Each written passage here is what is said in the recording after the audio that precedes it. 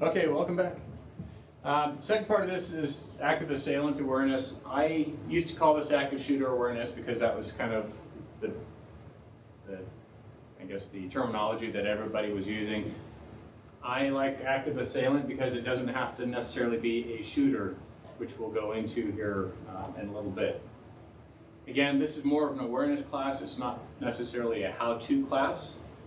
So my key here is making sure that you get the gist of being aware of your surroundings and so forth. So, personal situational awareness, I will talk about a little bit. I'm going to define what both of these things are. But before I do that, I want to talk about a couple things. First is, does anyone recognize that picture there? It is Columbine, the Columbine Massacre.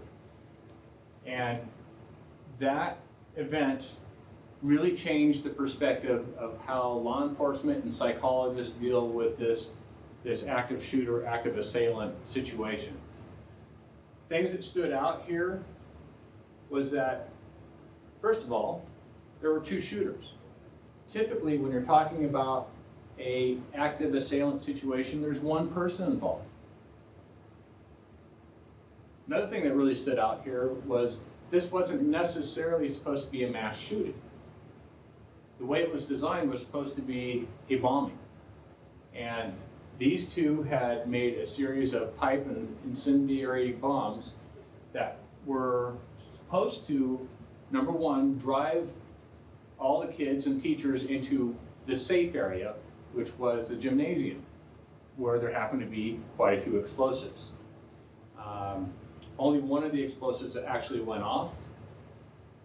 A lot of other explosives were set up so that people who were the first responders would have been met with explosives. Those didn't go off, fortunately. So what these two people did is they decided to start going on a shooting rampage.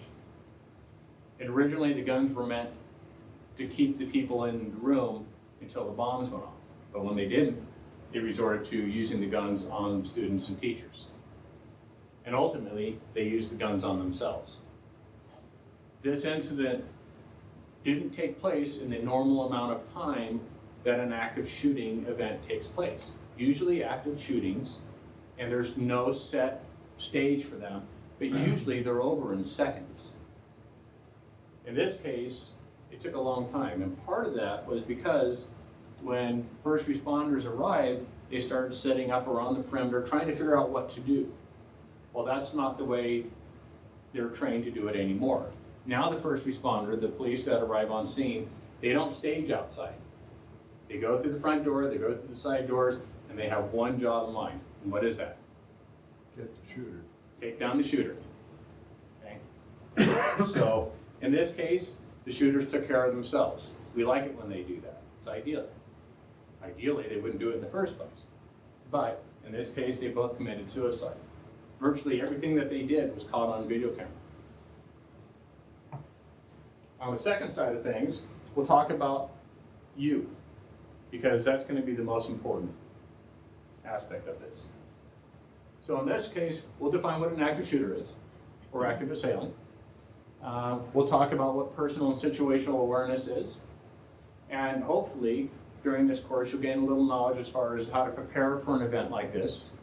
Because if we don't prepare, you know what's going to happen.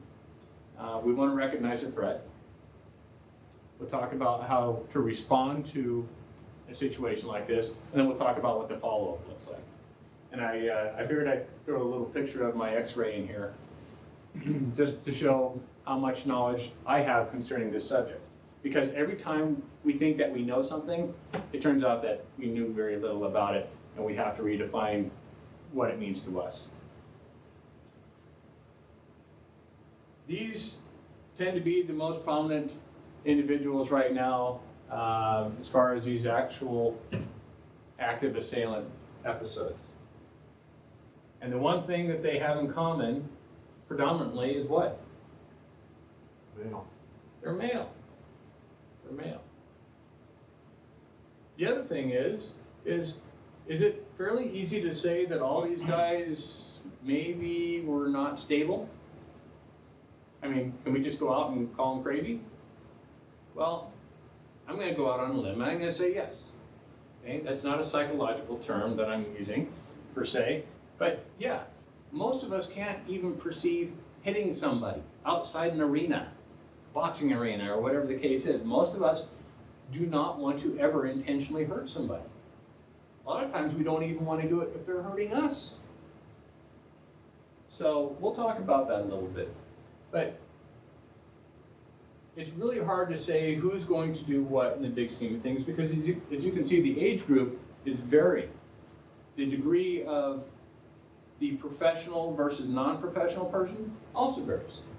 The Fort Hood shooter just got convicted of killing people on an army base.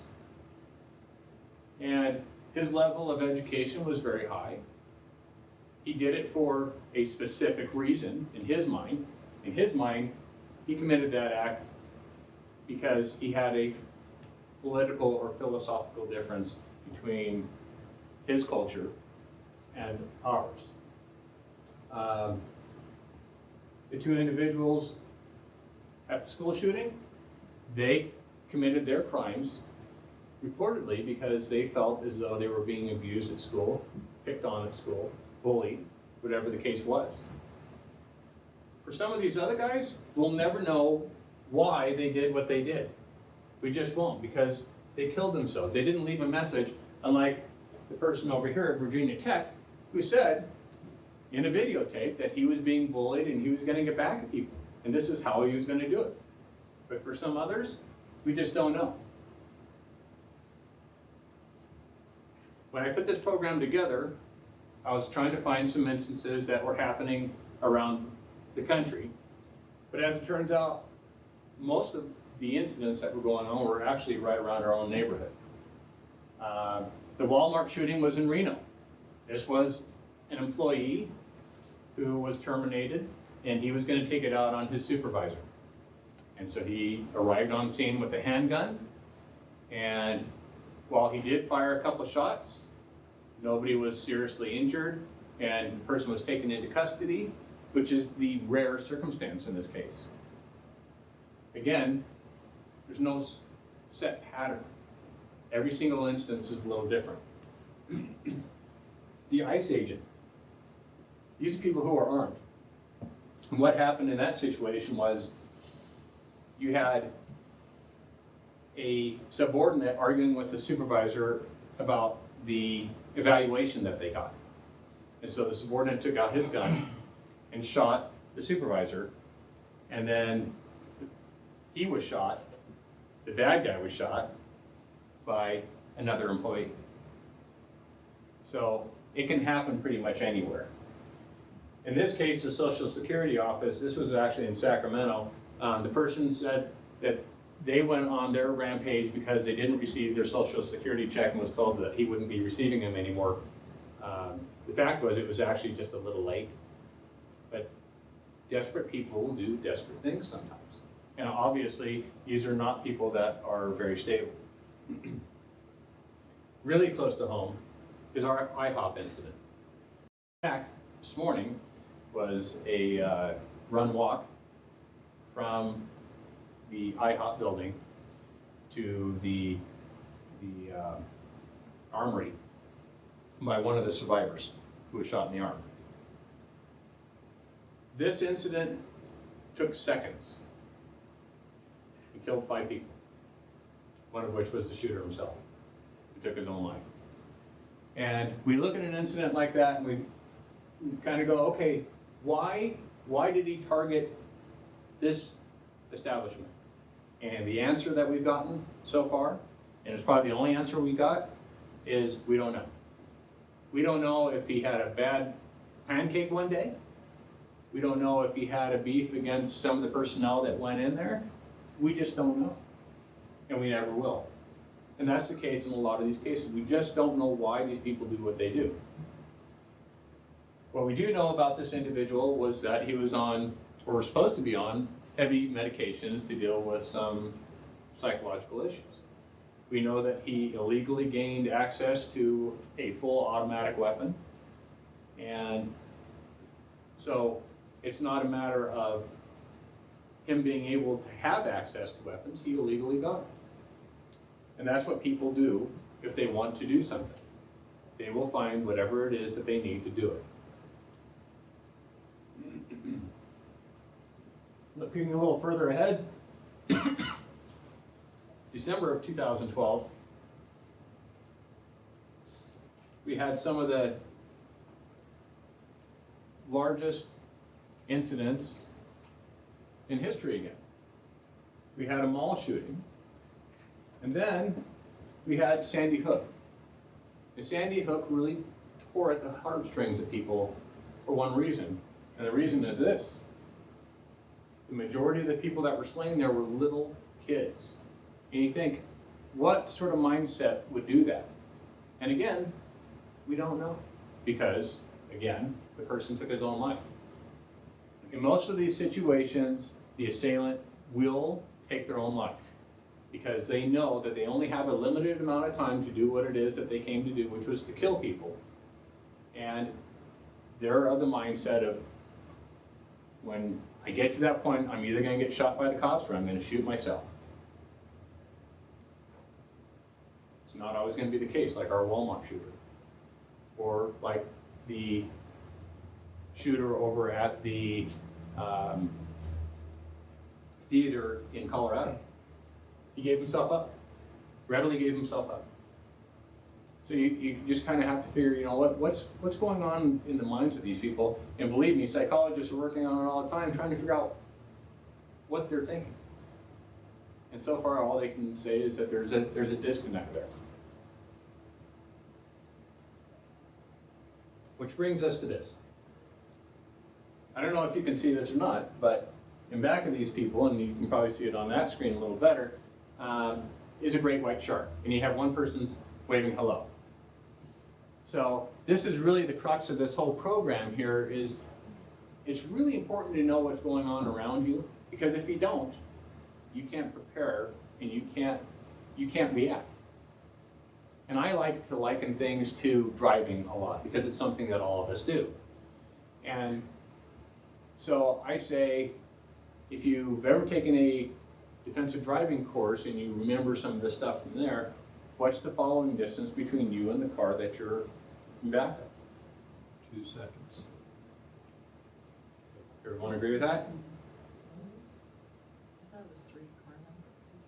So when I went to school, initially, we were taught it's 1 car length for every 10 miles an hour. Well, what's a car length? I don't know. So what they came up with in driving is 3 seconds. 3 seconds gives us time to do a couple of things. The first one that comes to mind is react. That's what everyone says. But it goes a little deeper than that. Because what are you reacting to? The car in front of you? Or if you're 3 seconds behind, what it allows you to do is look beyond that car, hopefully at least 12 seconds ahead, so you can react to whatever's going on way up there. Because if you're relying on the car in front of you to make your decision as to what you're going to do, maybe he's a really bad driver. Maybe they're texting. Maybe they're drunk. I wouldn't rely on that driver in front of me for a second. Not 2 seconds. At least 3. The other thing is like in this case here, you want to check your rearview mirror on a pretty constant basis, right? We're also told in defensive driving that we should be checking our mirrors about every 3 to 5 seconds. What? Well, the threat could be coming from behind us. Maybe there's an 18-wheeler out of control and it's rolling towards us and we've gotten to a stoplight, right? If I'm looking at that and I see what's coming, I might have some time to maneuver and get around it. If I have no idea what's going to happen, something's going to happen. So personal situational awareness is simply knowing what's going on around you. Okay. Benjamin Franklin, one of my favorite people, had some of the best quotes out there. By failing to prepare, we prepare to fail. Holds true with virtually everything. Think about how you got to work today. Did you prepare to get to work? You got up in the morning, got yourself cleaned up and dressed and showered, and you ate and maybe even shaved or, whatever the case is. You got out to your car, which hopefully had gas in it, and you went on your way to work. Do you go to work the same way every single day? Most of us do. What if there's an accident along the way? Are you prepared to take a different route? Do you know a different route? Or do you get up to that accident and you wait there because you could have turned off had you been looking forward, but you sit there and you start cussing at the people in front of you who were in this wreck going, how could you get in a wreck on my way to work? Now you're gonna make me late. Right? Who are we really mad at that point? Should be us, because we didn't prepare. We should be looking down the street. We should be able to say, okay, I see that something's going on there, I'm gonna take this route. Or maybe, if you work in a big area like Las Vegas, you're tuned into the radio and TV and they're gonna tell you where the points are that are gonna take you a long time because there's been a wreck or there's been a spill or whatever the case is. So we wanna make sure that we prepare for whatever is going on around us. Well, in this case, we need to be cognizant of a couple things. First is our environment. Our environment is everything around us. It's the air that we breathe, it's the building that we work in, it's the people that we work around, and the people that we work with. It's our clients, our customers, it's our coworkers, it's all of it. Dismissing possible dangers. If you see something that doesn't look right, it's not supposed to be there, then your senses should be heightened a little bit. And you might want to talk to somebody about it. It might be the difference between, somebody coming into the workplace that you don't recognize and going to your supervisor and saying, hey, I just saw this guy in a trench coat come in and it's summer. Right? Always take note of your exits. And I'm not just talking about at work, but virtually anywhere you go. Those people who were involved in the IHOP shooting, the people who survived best were the people that knew how to get out of there quickly. And they were the people that worked there for the most part, and they were able to exit through the kitchen back door. But if you don't know where your exits are, it's hard to take them. A lot of times when we go into work every single day, we go in through the same door. Chances are, if there's an emergency, we're going to react by trying to run out that same door. But that might be where the issue is. So you need to know where your exits are and be prepared to take another one if you can't use the one that you're used to. Developing and practicing emergency drills. You notice I don't call them fire drills because chances are, especially in the state of Nevada, given that the majority of our buildings that are built with sprinklers and so forth in them, our issue is not going to be one of fire. It might be more along the lines of earthquakes, since we're the second most prone state in the nation to have earthquakes. But it could be something like this, what we're talking about, an active assailant. Those drills are going to be very different. Fire drill, we're going to pull the alarm, we're all going to meet outside, and maybe it's in a designated area under a tree or whatever the case is. Do we want to be under a tree during an earthquake? No. If it's an active assailant, we may not be able to exit the building at all. Same with an earthquake. So we have to practice different drills all the time. Practicing an active assailant drill is a little more difficult than the other types of drills because there's so many varying situations, and we're going to talk about some of that stuff. So let's talk about the environment first. What's the nature of your business? What makes you maybe more of a target for something like this to happen? Well, for some of us, we work with the general public and serve people who aren't happy to deal with us. So that should heighten the awareness there. DETR, DMV, welfare, all entities that work with people who are not very happy when they come through the door. For myself, working at risk management, we deal with every single work comp injury that has to deal with a state worker. People that go out on work comp generally are not happy. People who have their work comp benefits denied or stopped are usually very unhappy. So that adds a little element to our division there. And I got to think, every time somebody walks through a door, is it somebody who is angry with us? Are they angry with the third-party administrator? What is the potential there? I mean, we've talked about some people who are actually armed on purpose, or legally armed, and maybe that's the person who's really upset. I might have a very angry NHP officer, or parole and probation officer, or correctional officer, and they're wearing their gun. And I'm a little concerned when I see that when they come into my office. Access and egress, we've talked about that a lot. We need to be very aware of where our availability is to either come in or go, or maybe lock ourselves in. Employee issues, I've talked about Bob being Bob. We need to address these things immediately, and the first thing you have to do to address them is to let people know what's going on. So if I feel like I'm being threatened specifically by an individual, whether I work with them in the workplace or if they're my client, I need to let people know what's going on around us. Security, ideally, I would love to have armed security on site. Rarely do instances of active assailants happen at locations where there's already armed security on site.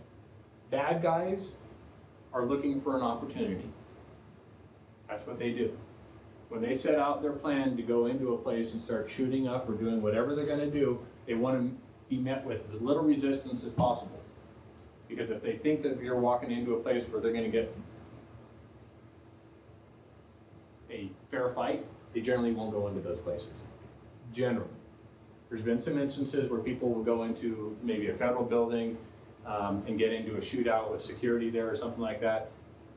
And that is, again, the rarity. Not saying it's not going to happen, but generally it is not going to happen. And then, most importantly, your environment includes yourself. You have to understand who you are, what you're capable of. Mentally, physically, spiritually, right? And in order to do that, you have to use your senses. So how many senses do we have? Well, most people will say 5. We have the ability to feel, hear, see, smell, and taste, right? But there's one other one. 6th sense. This is something we're all born with. It's something that the most intelligent person in our history to date has said that it's the one that matters the most and we use the least of. It's the one that makes, well, assuming you had hair on your head, is what makes our hair stand up when we see something that doesn't quite jive, or we hear something. And just, it's not something that would really stand out if all we were doing was looking at it, but it's that little 6th sense that says, you know, something's not right here. It's just not right for the conditions. And that's the one we really need to be paying attention to. So it's important that we get a real good mindset of some of these things. When we talk about the active assailant, we try to figure out what's going on in their lives in order to make them react the way that they do. And we've come up with quite a few sorts of behaviors or conditions that lead up to these events. Not always, but these seem to be pretty prevalent. Usually, it's a guy. It's a man under the age of 45 and usually over the age of 16. There is a different trend going on there. We are starting to see a great deal more aggression by our female populace. And where we've really started seeing that is in driving behaviors. The National Safety Council has come out with a recent study that says that the majority of the aggressive drivers out there are now females between the ages of 18 and 45. They also happen to be the largest population of people who are texting and driving. So things are starting to change out there as far as aggressive behaviors. And law enforcement is gearing up for the inevitable, which is going to change the stats on here, where a female is going to go into the workplace and start shooting. Usually when that happens, the female aggressor is after one person, and And usually it's someone that they have a personal relationship. That's usually the case, but it's not to say it'll always be the case. A lot of these other behaviors and things like that, if you look at this list of things, you start seeing something that really stands out, and in big scheme of things, it's someone who used to act this way and now they've swung this way. It's kind of like having a child go from prepubescent to teenager years. And while there's going to be some mild behavioral changes, if you see radical changes, like they're dressing totally different, they're, where they used to be fairly talkative, they've shut down, their demeanor has changed totally. And you start thinking, okay, are they hanging around with a bad element? Are they using alcohol? Are they using drugs? What has happened to my child? What's the same thing in the workplace? If we see a person who is normally well-dressed, they come into work on time, they do a good job, but all of a sudden things start to change. You really start questioning what's going on in their lives. It might be one of those outside stresses we talked about. It could be they've had some problems at home that are money related, that are health related. It might be that they've developed a dependence on alcohol and drugs. And while that in and of itself may not lead somebody to do an act of physical aggression, it may. So it really behooves us as the coworker to maybe go up to this person and ask them what's going on in their lives. The response might be nothing. Mind your own business. Okay? Just letting you know I'm a little concerned. That's all you have to do. The response might be, well, I'm late today because I was out partying all last night. And, well, I was partying because I was depressed because I'm losing my house. I've already lost my car. My wife's divorcing me. And, oh, hey, I bought a new gun. Right? It might just be that response. And if that's the response you get, you might want to start talking to somebody else about that, trying to urge them to get some help. Because it might be the difference between them coming back with a gun or some other thing to hurt people with, and them going out to get the help that they need. Most people will not go out and seek help, especially those people that think that they're very strong-willed or whatever the case is. It's very hard for us as humans to say, I need help. So you start seeing some major changes in behavior in somebody, and even if you don't feel comfortable talking to them, you might want to ask somebody else to do it. Maybe a friend of theirs, maybe a different coworker, whatever the case is. Because what we find in a lot of these cases is that when we're finally able to talk to the people that commit these crimes, they usually say that they did not feel as though they were being treated fairly or were not getting whatever recognition they wanted, whatever is the case. So a lot of times we can nip it in the bud just by talking to these people. When we're identifying the risk itself, there's a lot of things we need to be concerned about. Number one is, how many shooters are there? Because it really changes what we're going to do. In a setting where we have one shooter, we may decide that our best course of action is to exit the building because we're fairly close to an exit. If it's two, if it's three, that's going to change our mindset dramatically. And it's certainly going to help the police if you're able to tell them, if they arrive on scene and they're thinking they're going to see one person there, it's invaluable information to let them know that there's more than one.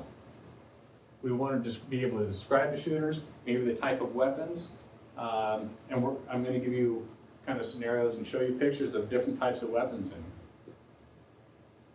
So when we're identifying the bad guy, obviously if somebody walks into one of our buildings wearing a full face mask, that's a big warning sign, right?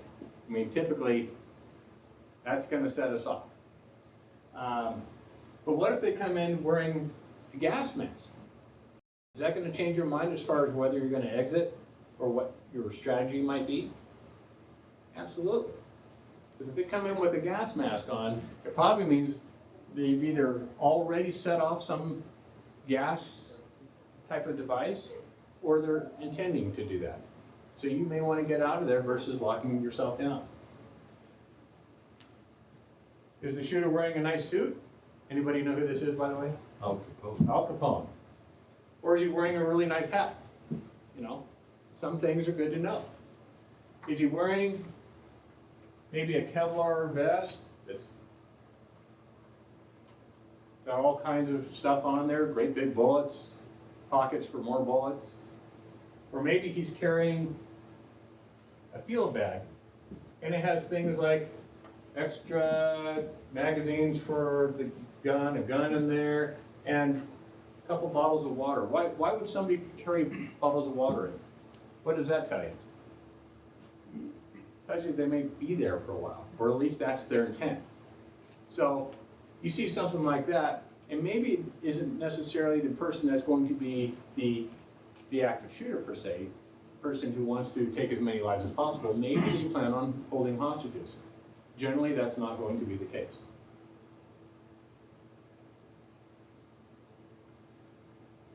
Actually, before I get into this, I should also mention that one of the largest shootings in history did not happen here in the United States. It actually happened in a little area called Norway. And in Norway, if you're not familiar with the country, it's very, very difficult to get and maintain a firearm there. But there was an individual who had some political differences, and he decided that he was going to go on a rampage.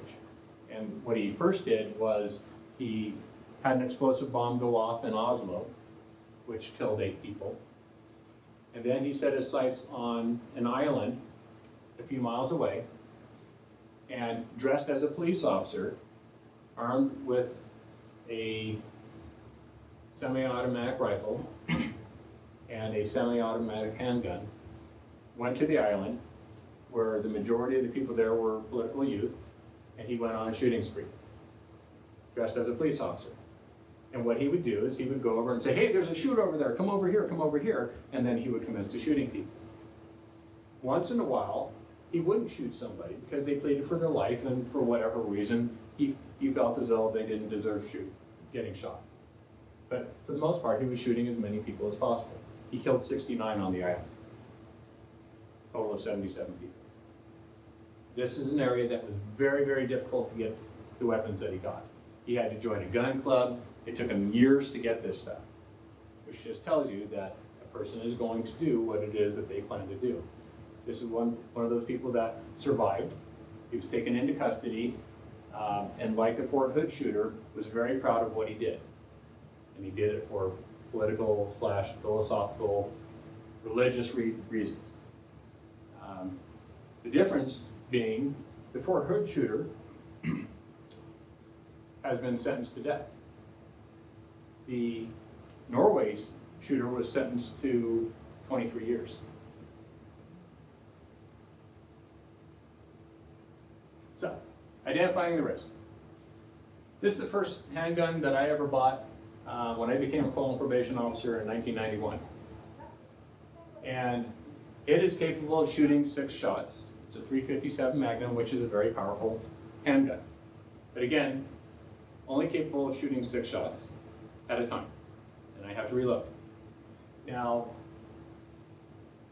it would take me several seconds to reload this. And I'm fairly quick. There are people out there who reload in less than a second. So it's almost as though they never even have to stop firing. That is not the norm. Generally, if you see a person walk into a business with ill intent and this is all that they're carrying, they're probably only after 1 or 2 people max. And if you're not one of those 1 or 2 people, they may not mess with you. Okay? On the other hand, they walk in with a semi-automatic pistol, the difference being really that this one can carry more bullets at one time. That's really the only difference between these two. Both powerful. Both can shoot just as fast as you pull the trigger. Versus maybe it's a one-shot shotgun. If a person walks in with a one-shot shotgun and nothing else, you pretty much know that they're there for one person, right? They're not there to take down a whole crowd of people. It might change your mindset, as opposed to somebody walking in with something like this, which again, will fire as many rounds as are chambered in here, as fast as you can pull the trigger. And you can see where there's extra rounds, and there's a sight up there and a flashlight there. This person means business, and they're capable of doing a great deal of damage. The semi-automatic rifle that our person in Norway had, you'll notice I never give the names of these people because I don't think they deserve the recognition or the name. But that person had this rifle, which is a Ruger Mini 14, and it shoots a round called the 223, which is very, very popular. U.S. military uses them. But what is the difference between this gun here and this one that people call an assault rifle?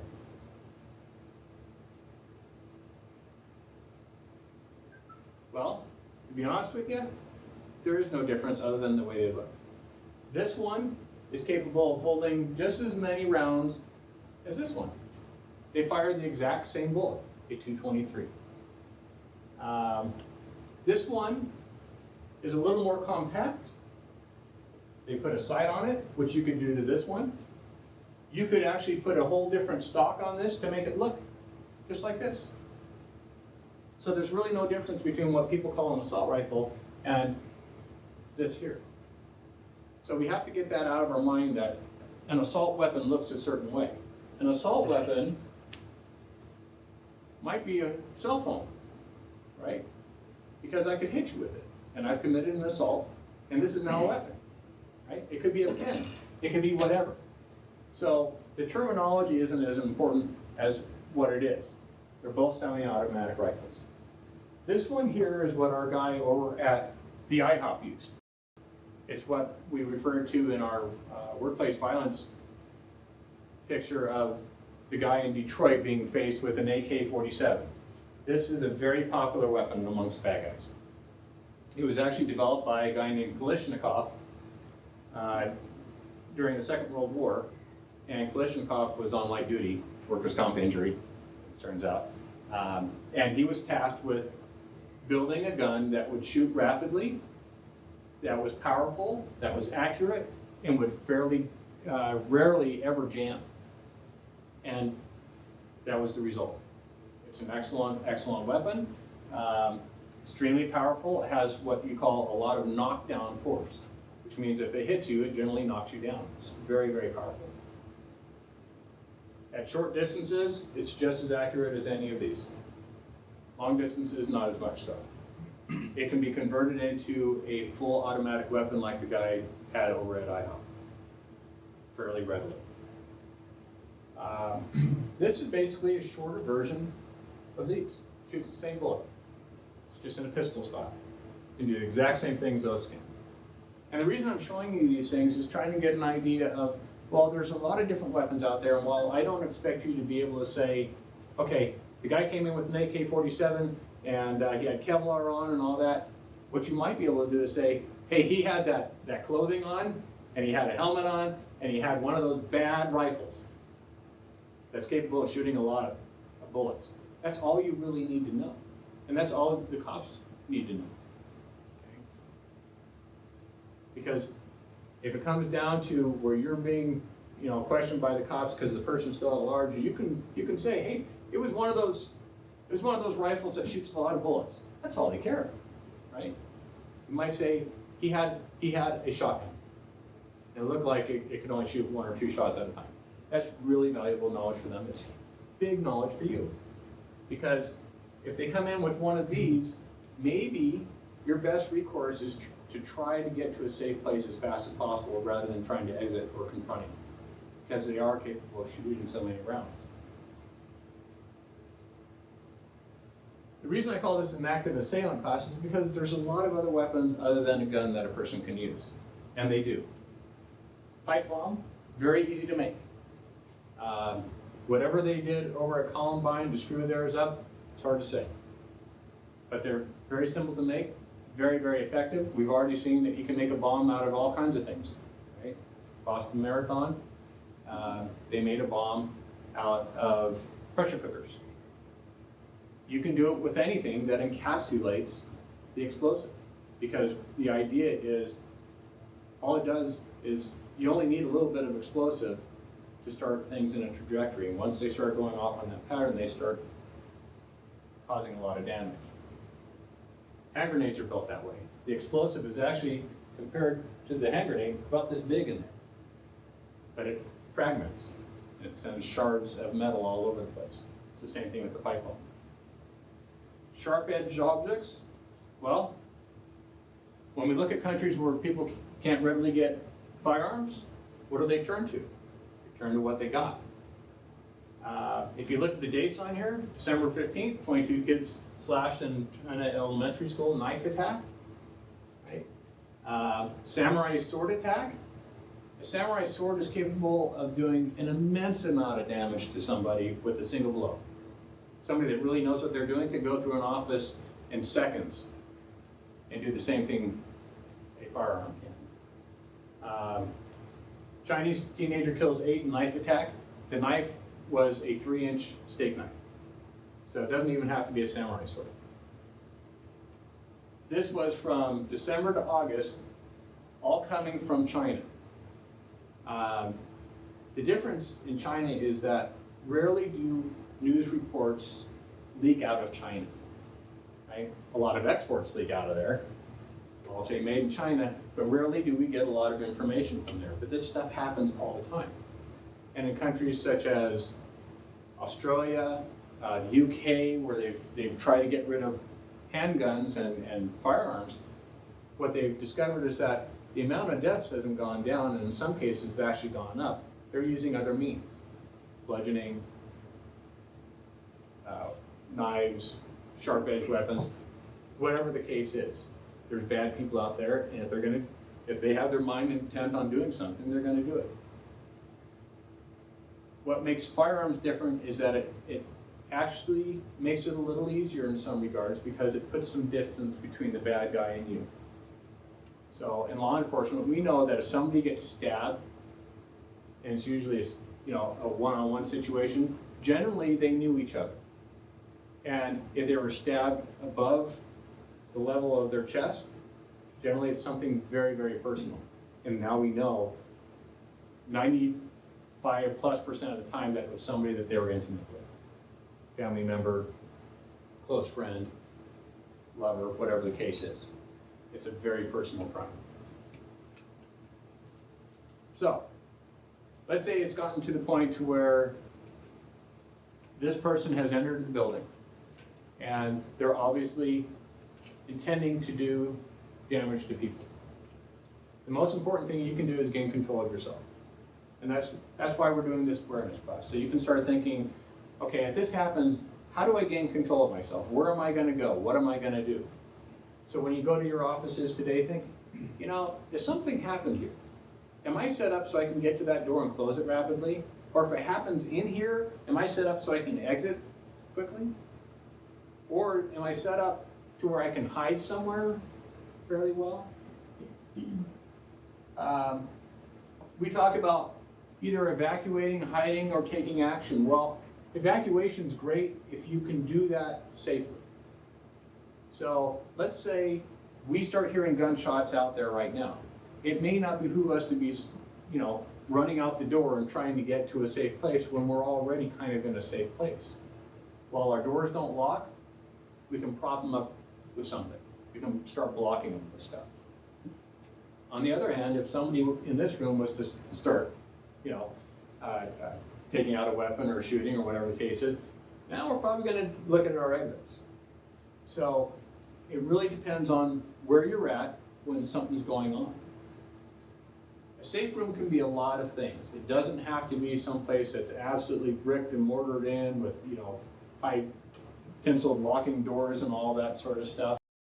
It can simply be a room where you can block the door, and chances are if there is an active shooter out there and they're not looking for you specifically, they're not going to mess with that locked door or that blocked door. That's not their intent. They need to get through there as quickly as possible because they know police are on their way and time is very limited. Out of sight, out of mind. The difference between concealment and cover is significant. All concealing means is that you can't see it. So the remote control in my hand right now, you no longer see it, it's concealed. It's not covered because somebody could get through me to get to it. And that's what cover is. So when we look at some of these weapons that we were looking at here, a lot of them can certainly fire through a door. But if they can't see you on the other side, you're probably in pretty good shape because chances are they're not going to do that. Chances are. If they start doing that, then you've got to start looking for places to take cover, if at all possible. One thing we want to do if there's a mass of people in the room and there's a shooter out there is we want to spread out as much as possible. And as much as we want the moral support and maybe the physical support of somebody, we don't want to give them the opportunity to come into the room and find us all in one spot. It makes it too easy for them. If they do come into the room, we might actually have to fight. We might have to do the one thing that we're hoping we'd never have to do, and that's take this guy out on our own. Gain control of him, however possible. It might be through, our hands, feet, hitting him with a chair, whatever the case is, you're fighting for your life at that point. And that's where I was saying earlier, you really have to understand yourself because there are people out there who might be physically capable of doing something, but not physically capable. They're good and healthy and strong, but they have absolutely no fighting technique at all. They have no survival skills, mentally. They've never thought of ever being in a fight with somebody, and even if they had been in a fight with somebody, maybe in school or something, they didn't even defend themselves. That's the way some people are, and it's not a good or bad thing, it's just the way we're made. Some of us, like myself, I used to be young, I used to be fast, I used to be strong, I was trained to take guns away, I was trained to do all kinds of combat. I've gotten older now, and I can't do a lot of these things that I used to be able to do. So I have to go, okay, what is my alternative? Do I run? Do I hide? Do I have to fight? If I fight, what's it going to look like nowadays? I can't do some of these things. So it's really important that you understand who you are and what you're able to do. When I talked at the beginning of the program, we talked about, what happens when law enforcement gets there? Well, the first thing they're going to do is they're going to come barging in. And they're going to expect you to remain as calm as possible. You want to show them empty hands. You do not want a remote or a cell phone in your hand, because if you have something like that, what might that mean to them? Shoot you, bomb. Yeah, we don't know. You might have a bomb. You might be the bad guy. And along those lines, if you're a concealed weapon holder and you decide to take action against the bad guy, you might be viewed as a second shooter, because we don't know that you're after the bad guy, especially if you miss, right? Most people with a concealed weapons permit haven't been combat trained. They've been trained to go out there and shoot at a target about 6 to 8 feet away from them, and the target's not moving, and they have all the time in the world to shoot. They're not being shot at. So it's a whole different scenario. So when the cops get there, their whole mindset is take down whoever poses the risk there. So you don't want to pose yourself as a risk. You don't want to have furtive methamphetamine movements, right? It's got to be slow. You don't want to say, he went up there. And it's going to be tough to maintain yourself unless you kind of have this already in mind. So you're going to follow their instructions.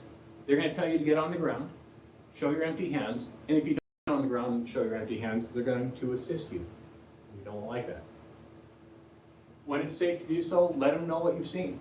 Tell them, hey, there's 2 shooters. They went upstairs. They're armed with all kinds of stuff. They have extra bullets. One of them had water.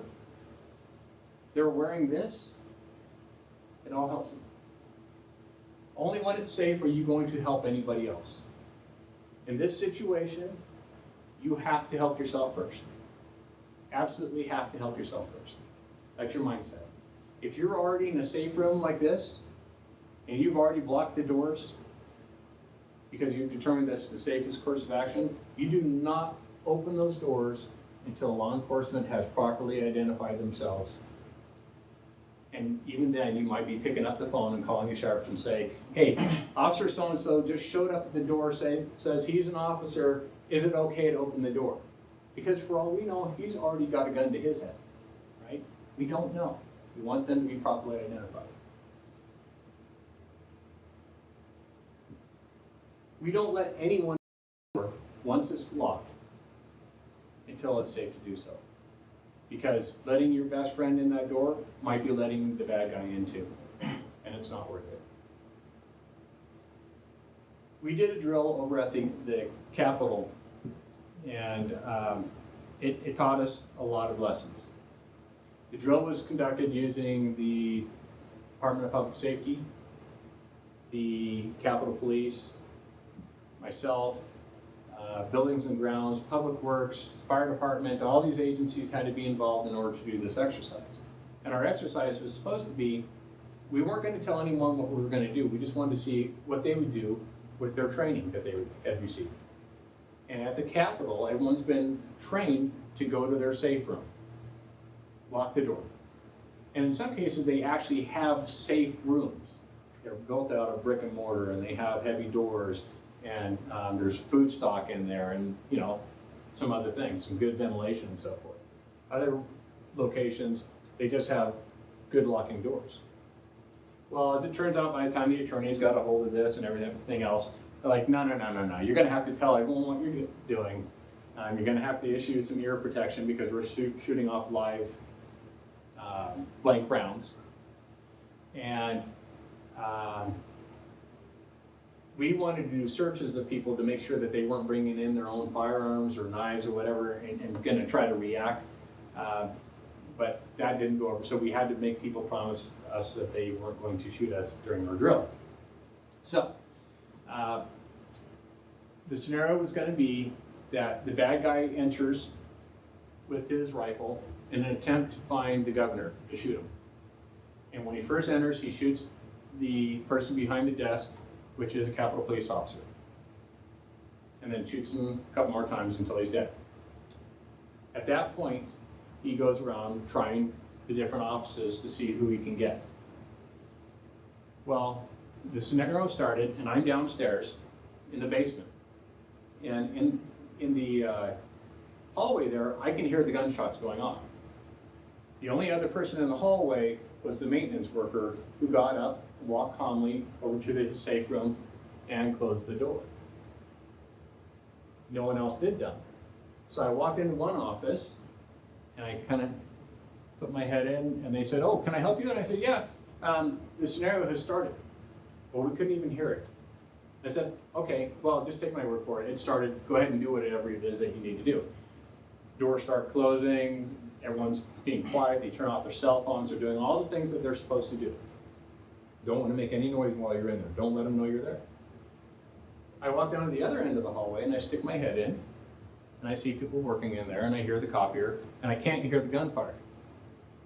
Stick my head back out.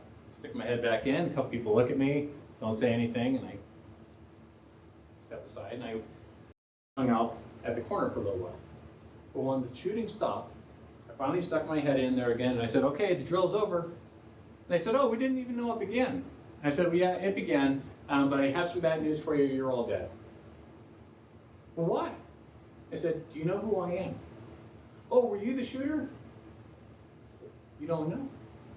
You didn't even react. Nobody knew who I was. Nobody asked why I was there. What should have given them a little cause for concern, they knew the drill was going off, they didn't know who was the active shooter. Someone should have said, like they did at the other end of the hallway, can I help you? Who are you? What are you doing here? And because they didn't do that, I said, I got you all, even though I'm not the shooter. So we went up for debriefing, trying to figure out what we did and what right and what we did wrong. And the chief of the Capitol Police said, well, the good news is everyone survived. And some gal says, no, we were told we were all dead. The Capitol Police chief says, well, who said that? And I said, well, I did. And I told him what happened. He says, okay, yeah, you guys are all dead. I said, but wait, I got to take this a little step further. It should be, it should be said that they didn't hear the gunfire. They had no idea what was going on. And while they should have reacted to me being there, it tells us something that is vitally missing here at the Capitol. And that's a way to let people know what's going on. Because we're shooting live rounds up there, or live blanks, has the same noise. And they were very loud. Everyone on the second and third floor heard them crisp and clear. If you were in your office on either end of the hallway in the basement, couldn't hear a thing. So we learned some valuable lessons. One, we needed some sort of alarm system in there to let people know what was going on. Or at least a phone tree system, something to tell these people, hey, there's an active shooter on the second floor, third floor, whatever the case is. Well, guess what they've had installed lately? They have a warning system now, and it's light coded. So it's red light for fire, and whatever the other color codings are, and they flash, and they have an alert ID system, and they have a telecom system, so one person can get on there and say, hey, we have this situation, whatever the situation is. It's ideal. And we need that in as many locations as we possibly can, because some buildings, again, if there's a shooting in the Grant Sawyer building in Las Vegas, it's probably going to reverberate virtually everywhere except in the basement. But everyone deserves to know what's going on. So it's good to do these drills. We want to find out as much as we can about them. The good news is that nobody else at that location left their office. Everyone did exactly what they were supposed to do. They got into the safe place. They weren't running out into the hallway, even though the shooter was trying to coax them out. They remained calm. They remained quiet. And the whole drill was over in about an hour and a half, including debriefing. Realistically, if this ever goes down and you're in a safe room, you may not get out of there for a day. Because what police are going to be doing is they're going to be clearing room by room. And they're going to be interviewing people as they go. And it may be a very long time before you get out of there.